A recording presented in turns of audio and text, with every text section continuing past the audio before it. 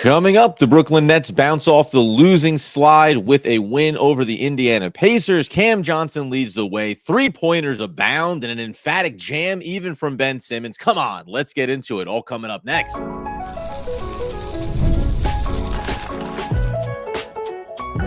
You are Locked On Nets, your daily Brooklyn Nets podcast. Part of the Locked On Podcast Network, your team every day.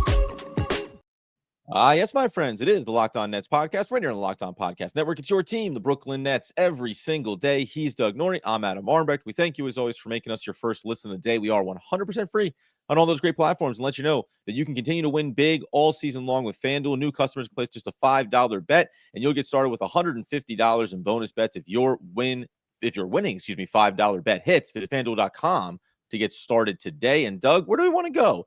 Cam Johnson, renaissance season for his career. Day'Ron Sharpe and Nic Claxton knocking down triples. It's really a buffet of success stories as the Nets get to 10-13 on the season. 10 wins. How? How are we here in December 5th? Why 10 wins? Why? How? It's hilarious. This is great. Now, look, I mean, this is another just example of the Nets coming off a losing streak, but which is not all that surprising. The more surprising thing is 10 wins on the season. This is the game was a complete and utter rock fight, 99-90. The Pacers are really, really struggling right now in their own right, but the Nets just continue to sort of make things happen. It's been next man up kind of all season. Guys are hurt. Other guys kind of step up. You don't really know who's going to contribute. One, steady hand throughout the whole thing has been Cam Johnson, who we'll talk about, shortly. But overall, this was just another game where, and I hate to say this because it sounds so cliche, and I usually hate when people say this, but I'll say it now. It's like this is one of those games that just like the Nets wanted it more. They just, if you do not bring it against them on a night-to-night basis, one thing is for sure, they are probably going to be outmanned in terms of talent, but they are not going to be out-efforted. Like they just try so hard. Jordi Fernandez, whatever he's instilled works. He wants to win so bad. I mean, challenges every freaking call. Like all these little things that are just adding up, that if you do not bring it against them on a night-to-night basis, they are going to make your life tough. And when you do that in the NBA, or I'm really in anything in life too, it's like you're just going to win. You're just going to win at times when this other team, shoots 24% from three, or just can't like manage some loose balls or whatever it is. So a lot of things to discuss from the game, but overall on a high level, this just continues to be another example of this team sort of just pulling wins out of their butts. It's kind of mind boggling. Like it's hard to exactly figure out why it's happening. And yet here we are at 10-13. No, and we've talked about it so much on the podcast, but now, as you mentioned, 10-13, you're 23 games into the season, and still can't fully wrap your head around how this team is doing what they're doing. Now, in the Pacers, as you said, too, they've been really struggling. They fall as the Nets flip-flop with them in the lottery odds. Now, they're up in the mix, but that's not what their agenda is supposed to be for this season. The other part of it is, even with the struggling team, the fact that the Nets are able to win a game where it's 43% from the field, but the Pacers are also bad there. You mentioned the 24% from Indiana from beyond the arc. The Nets only shot 33% on 36 attempts from deep as well. The Nets only shot 74% from the free throw line. So it's also these statistical categories that typically we would have talked about a year ago. If you're not, you got to shoot lights out from three, or there's no way you're going to win. If you're going to get to the line, you really got to nail those opportunities. All those things used to just be, somewhat glance at the box score indicators about whether or not the Nets were in a game. Instead, not only did they end up winning this game, they were up 21 at one point, had that lead dwindle down. Another way that the Nets used to lose games. Oh, they flash early, but can't get across the line late. Instead, it probably is the Jordi Fernandez impact. It's also just guys understanding their roles here, getting back a player like Day'Ron. We'll talk about him, I think, here today too, and what his role means from a rebounding perspective. It just all comes together. So you mentioned cliche, but it feels like, group effort really helps get you across the line on some of these games. And that just feels like the Nets theme. If we all do it and we all want it and we're all trying to get there, more often than not, especially against a team that's struggling like Indiana last night, we're going to go ahead and make them look even worse by losing a low scoring, grinded out kind of game like this. Yeah, it's funny because the grinded out piece is exactly right. And what you don't want to do as another team is get into a rock fight with this team, because the effort might win out at that point. I mean, the first 6 minutes of this game was awful. It was like 5-4 or something like that after 6 minutes. It was some insanely low score. No one could hit anything. It was just kind of jogging up and down the court, brick city. It was warm-ups. It was warm-ups. But that's bad news for a team like the Pacers, right? Because they want to play, they want to run and gun, hit ahead. Like they want to really keep the pace up. They want to run you out of the gym. And if they're not going to be able to do that, their half-court offense isn't all that good. And the Nets were able to stop some of the transition stuff. And so once you're able to do that, like a team like the Pacers, if you're going to combine that, if you're going to lower the pace and then combine that with just them not being able to hit anything from three, like that is a team that's in trouble, even when you look across the court and the starting lineup is Keon Johnson and Jalen Wilson and guys like, Shake Milton are coming in off the bench, all played well. So it's really not a knock on them. But this is a team that has Tyrese Halliburton, Pascal Siakam, Miles Turner, Bennedict Mathurin, who's been awesome this season, right? Like this team went to the conference finals last year, and this is basically the squad. And so it's just one of these situations where the Nets, it looks ugly early, but if it looks ugly early, that's like a good thing for Brooklyn. Right. Because they don't want to run and gun. They're going to slow the pace down. Like they're one of the slowest paced teams in the league. They want to make it hard for you to get over half court. They want to make it hard for you to just they want to go after loose balls. They just want to do these things that other teams probably on a night to night basis aren't all that into. Like they're just not really like, come on, you're pressing. Like, what are you doing here? But that's kind of stuff chips away at the margins for a team like the Nets, who just have less talent than most of their squads.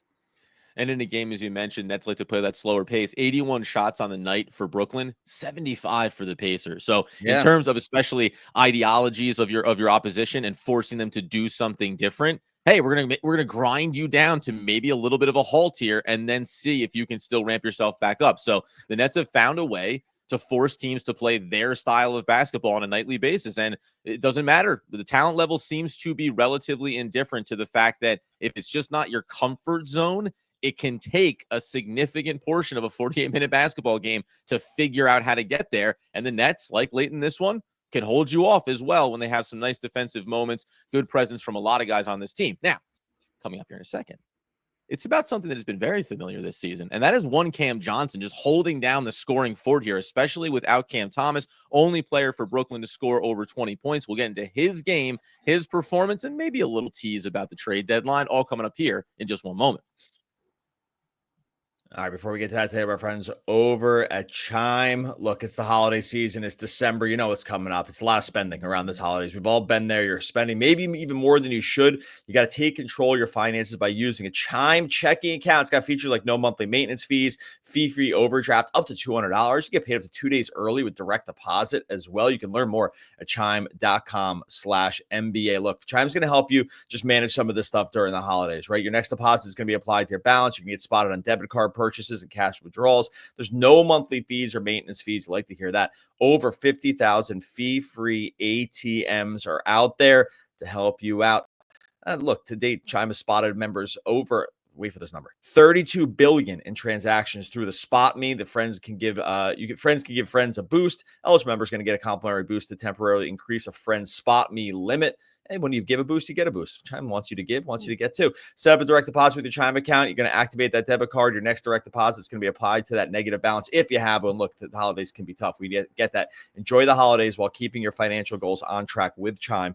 Open your account in 2 minutes at chime.com/MBA. That's chime.com/MBA. Chime feels like progress. Banking services and debit card provided by the Bancorp Bank NA or Stride Bank NA members FDIC. Spot Me eligibility requirements and overdraft limits apply. Direct deposit timing depends on the submission of payment file. Boosts are available to eligible Chime members enrolled in Spot Me and are subject to monthly limits. Fees apply at out-of-network ATMs and for OTC withdrawals. All right, as we continue today's Locked On Nets episode, talking about the 99-90 victory over the Indiana Pacers. Again, it's one that flip-flops the Nets out of the lottery, puts the Pacers further up the chain of command. Listen, we have to continue to probably highlight that as we work our way through the season. I'm not sure when the full-blown panic button, or maybe, as I mentioned last week, the mentality switches about what the Nets are going to do at the trade deadline. But a big part of getting these wins has obviously been Cam Johnson, 35 minutes, 7 of 18, 7 of 13. So you do the hard math there. Every single bucket he made was from beyond the arc. Also 5 of 6 at the line, 7 rebounds kicked in as well, 26-point performance. He's been nothing short of, well, I'll say the player that we thought he maybe was going to be in his first full season with the Brooklyn Nets a year ago. He's been so impressive, man. He was the first bucket that the Nets got last night after that grind out start to this game. And he just seems to be playing with such a level of confidence because the three-point shots that he's making this season are not of the spot up, stand in the corner, wait for the open look completely. He's hitting some real contested shots throughout the course of the game. And in moments when you need him to be the guy that knocks down those shots, because they don't have necessarily a player of that caliber, that experience level on this roster. I wonder how many corner threes he's even hit. I feel like he hasn't taken any. He's definitely taken some, but those aren't where he's taking them. They're all above the break threes. They're all kind of off DHO actions or just screen, rescreen, pop out actions, like stuff like that. Or just pulling up over defenders. He's just hitting. Yeah, you're right. He's just hitting tough shots. I'm pretty sure he scored like the first 8 points of the team or of the game. He's there. Him, Schroeder, I mean, where you want to put their best players here, it was weird because we said this before, kind of in some ways, thank goodness he didn't play like this last year because I think the Nets would have thought differently about their future, about like McHale and plus him, and they probably would have made the playoffs, and it would have just been harder to maybe strip the whole thing down. But, we talked about this yesterday about what to do here. I'm conflicted because of the same one time he's like the perfect guy to have on your team for a rebuilding situation. And they already have 10 wins. They have 8 more wins than the Wizards. The 8 more wins than the Wizards. And I know those lottery odds smooth out after like the top 3 and then the top 5. I mean, they're already easily out of that. And so I just don't really know what to do with this situation. It feels like they could get a decent amount of assets here for him because he's playing so well, 48, 43, 90 for the season. I don't know. What do you think? I'm torn here. He's been too good. By the way, real quick, I'll get your opinion here. Last thing. If you looked at this box score, you would have been like, oh, the Nets got trucked. He had 26 points. He had 26 points. The next closest guy is Claxton with 16. Shake has 15. Jalen Wilson has 11. You're like, okay, what'd they lose by 22? Like, no, they won by 9. So anyway. It's been the confounding part of this because Dennis Schroeder, right? Like, throw that in. Dennis Schroeder, how do you perform? 2 of 11, off night for him, nothing for deep, 4 points. And he's been so important to what they do offensively this season as well. And then Keon Johnson got the start and only 4 from him too. But to your point, leading scorer and Nic Claxton is the second in command in terms of getting buckets up. You're like, oh my God. I mean, what, 15, 20-point loss? What are we thinking here? No, 1 by 9. Easily. And by the way, at one point, we're up 21 in the game. Just to be clear, they were dominating the scoreboard as well. To your question, I don't know, man, because and I said this going back a little bit, and it was tongue in cheek, yes, because I don't know what this season is going to end up being for the Brooklyn Nets. But when you look at the standings and you look in the Eastern Conference, let's say, we understand the agenda is to be good enough to win championships, and being a bad team to get those high picks next year is the easiest way to theoretically make yourself a team worthy of competing for championships. But they're 8th in the East right now, and they're only 2 games back from, in terms of wins, the Hawks. The Milwaukee Bucks, who have obviously reset themselves, now are 11-10. So they've gotten themselves back over 500. Are they ever going to be a better team than the 6th seed in the East? No. That would be my standard answer would be no. But would being the 6th seed be exciting for this team? Would it make it worth not pulling away a part of this? And that's the ultimate ceiling. You can keep Cam Johnson and not trade him because the picks aren't there, just because you like him in his role. And then this team can also fall off and miss the playoffs, right? And that philosophical debate, I think I'm more comfortably on the side of keep Cam Johnson unless it's that blowaway deal, right? The offer you can't refuse. And just keep riding out this season. I don't think they're going to get one of the top 2 or 3 picks. And I also don't know if I think they're going to make the playoffs. And maybe that's okay because this team is exciting night in, night out. And it's really hard to bail. It's hard to bail on a team that is playing this hard for you every single night of the NBA season. The reason it's so unexciting to think about that scenario, like that is that scenario that you just painted is like the worst case scenario to me because it's not good enough to be good. It's not bad enough to get someone great. And it just, and the reason you just kind of like don't want to do it is because no one on this team is going to even be on the team next year or at the end of the year. Like there's going to be 2 guys that are like Cam Johnson and Claxton, like Schroeder's almost definitely gone. Like, I don't know, like a lot of these guys just won't even be around. And maybe that's an overstatement a little bit. But that's the hard, I will say, to that point, that's maybe the hardest part about even in a year where you think you want to tank and you're maybe going to be better than that. It's that the players that you're supporting achieving that goal, you kind of know, even no matter what happens with all the picks you're going to have, that you're going to strip away a lot of these guys. It's not like the pre-Kevin Durant, Kyrie Irving year when, hey, we bubbled up and all of a sudden we were good and we made it. You didn't know what was going to come of that. You didn't know who was going to still be a part of it. Those opportunities kind of came out of nowhere. This feels more like we knew what the destination was. Along the way, we're having a lot of fun, but we're going to be waving goodbye to several players here in the process. So maybe that part of it is a little bit hard, although this is for tomorrow. So a little tease here. What does it look like if you think the best path with how you're constructed is going to be adjusting how you add the talent to this team along with those picks next year? Do you look at players that are going to be available on the trade market in the offseason, in next year's trade deadline? Like, I think there's also that part of this that even we have looked past in terms of it's going to be the guys you get in the draft. Every single one of these veterans is going to be gone. Well, maybe it'll look a little bit different over the next 1 or 2 years, which is not as exciting for the fan base, obviously. Yeah, and so I mean, I guess at this point, what they really need, I mean, let's just circle us back to Cam Johnson then. Yes. What they do need for him, and he's again, like he's been so good, right? Like 18.5 points a game. He's shooting the best from the line by far. This would represent his second best 3-point shooting season, but it's at more volume, so it's like even better, kind of.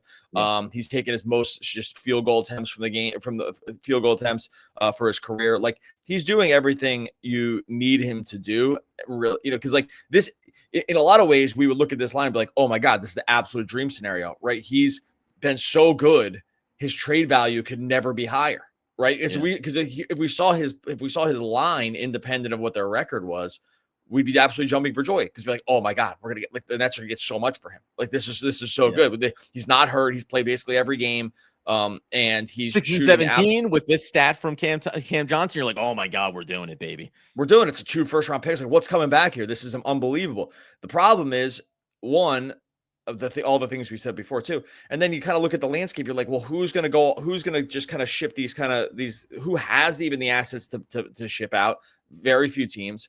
And the ones that do aren't maybe like in the market for it. And the ones that need it maybe don't have the right assets. And so, because you're like, oh, could Milwaukee use Cam Johnson? Oh my God, of course. They got nothing left. And so, the dream would be the Lakers get desperate here. Like the Lakers 12-10, they could use some floor spacing. I mean, even they're a little light on assets. And I don't know if they want to just like keep selling in the twilight years of LeBron here, but I don't know. You just run down the. Well, okay, we're gonna get into a little bit more of this in a second because like there's a few other things to think about here with this Cam Johnson piece, and it's just not as a clean run out as you might want it to be. Even though, like I said, thank goodness the stat line looks the way it does. We'll talk about that here in just 1 second.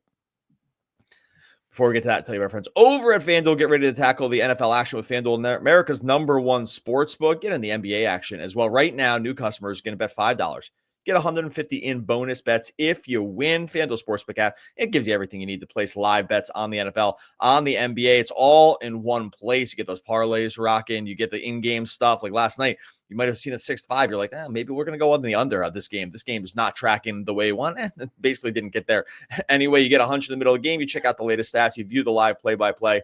So much more. It's all on the same page where you place those bets. Visit FanDuel.com to join today. You're going to get started with $150 in bonus bets if you win that first $5 bet over at FanDuel.com. Never waste a hunch. Make every moment more with FanDuel, an official sportsbook partner of the NFL.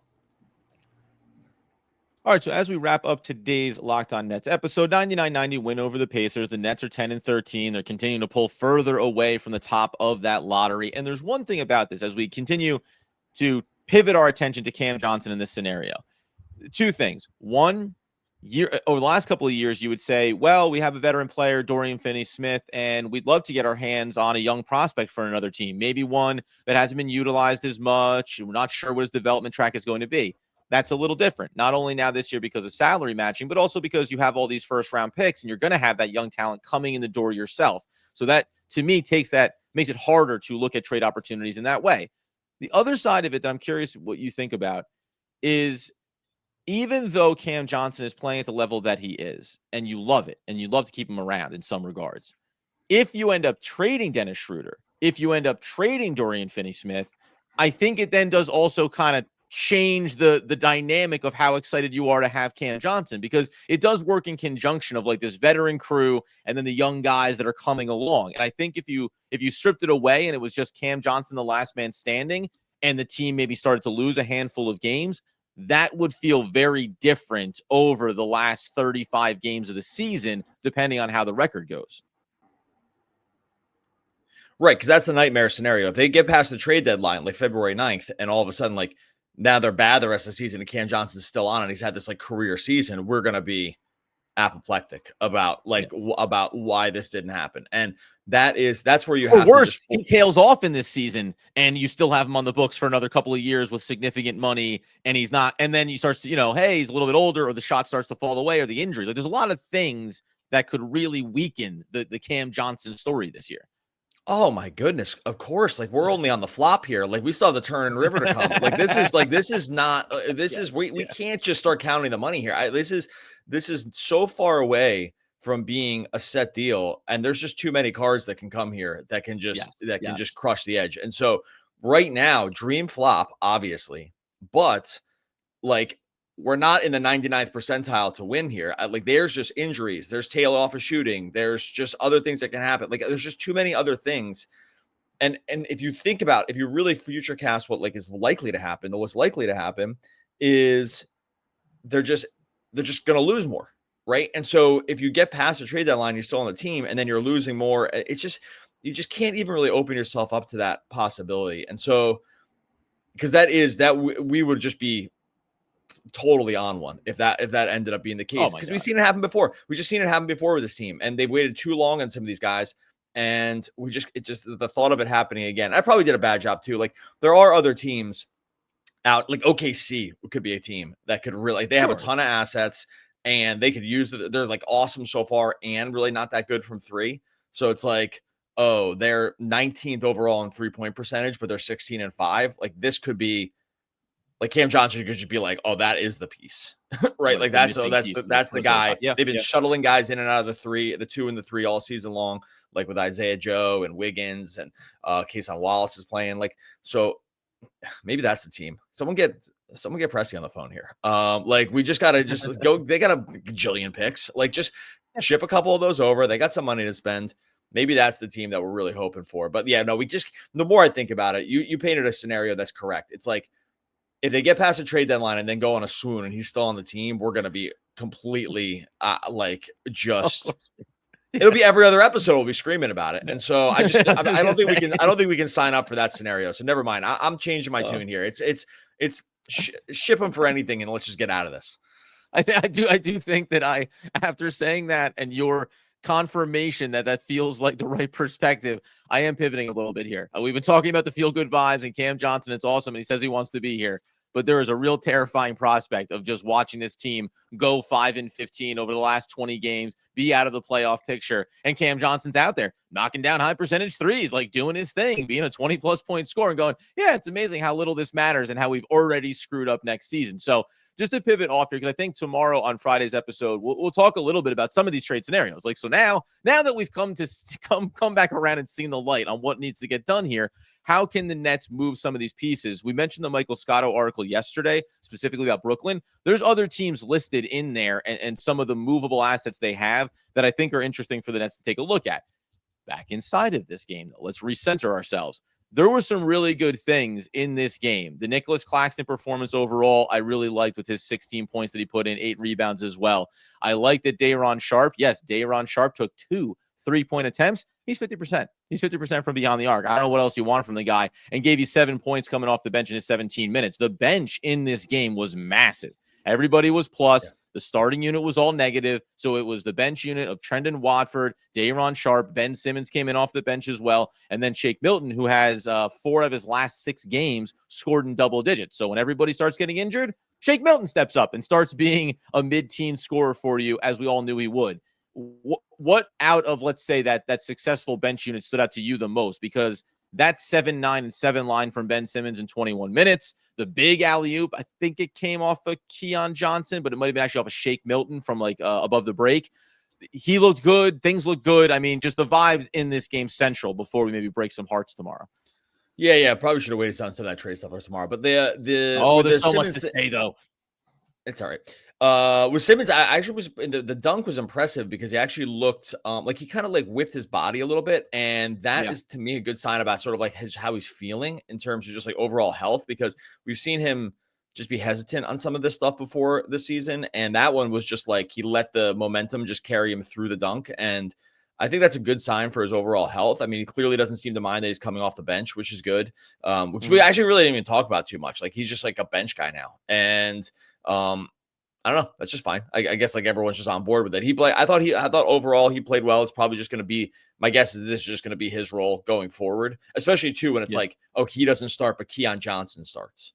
Right. Yes. And it's like, oh, okay. So he's just a bench guy now. Like they're not just going to jam him in lineups just because of the contract or whatever. It's like, nah, we're just going to play Keon Johnson. You'll come off the bench and we'll manage your minutes. And that's just going to be what it is. Overall too, like Day'Ron, I know he went 3 for 6. He looks very rusty. Like the stuff around the rim. I mean, I think he missed a dunk. Or it was either a dunk or a layup. It just point blank missed something. He's missed some very easy ones since coming back. He's got a hilarious line because if you look at his, did I just clicked off it? I won't try to get back to it. It basically was his net rating in 30 minutes or whatever is super high. And you're like, oh, awesome. But his effective field goal percentage is like the lowest on the team, which is really tough because effective field goal percentage definitely favors guys who just stand around the rim and are huge. Right. And so highest like plus minus on the team, lowest effective field goal, which is impossible for a center. Like that, it's like actually the sample size is so small here, but that's actually just like statistically completely improbable, where it's like you have the team's played awesome with you, huge guy on the court, except you can't do anything. Like, except for missed shots. And so it's just been a very funny, like, sort of way. He looks right. It's good to have him back. They need the rebounding and the sides for sure. He does not look very comfortable with the ball. And, but I think that might just be he hasn't played in forever kind of thing more than anything else. Like, it's not like something I'm worried about. And well, again, 6 rebounds in 17 minutes, right? So he just does the thing that he can do well, and that's grab some boards. And you're right. We saw the same thing. I'm trying to think who was coming back off of injury, where the first couple of games were a little shaky, and then got his legs underneath him. Claxton, when he first came back, right? Yeah, came in, didn't quite look like himself fully, and we've seen him progress nicely. The thing for Day'Ron Sharpe, if we want to tie it a little bit into the short and long term, is him looking good and grabbing boards is germane to the trade deadline conversation. So it'll be fascinating to see how all these things unfold. But at least for this one, you got to like how players step up. You got to like how the veterans lead. Jalen Wilson, 11 points in the starting lineup in this one too. Bad from beyond the arc. I will say there is something here if we want to talk about what to watch for with this team and maybe getting by on grit more than talent. The 3-point shooting has been murky over these last handful of games. There's been some singular standout performers, like when Derek Whitehead popped out. But outside of that, in some of these games, it's really been one guy holding down the 3-point shooting and everybody else struggling. It was Cam Johnson in this game against the Pacers. So if everybody has an off night here, if they start having some of these clunky 3-point shooting nights, they are going to run into some losses sooner than later. All right, we'll be back again tomorrow. We'll talk a little bit more about this stuff, what to look at coming up over the weekend, any more trade news is coming out along the way. In the meantime, make sure you're subscribed to Locked On Nets wherever you listen to podcasts. Subscribe over on YouTube as well. All free for you. Helps us a ton. And subscribe wherever you listen. Life is not a matter of holding good cards, but sometimes playing a poor hand well. And that is Jack London. One of the all-time great poets. We're back again tomorrow talking more Brooklyn Nets basketball. Basketball, yeah.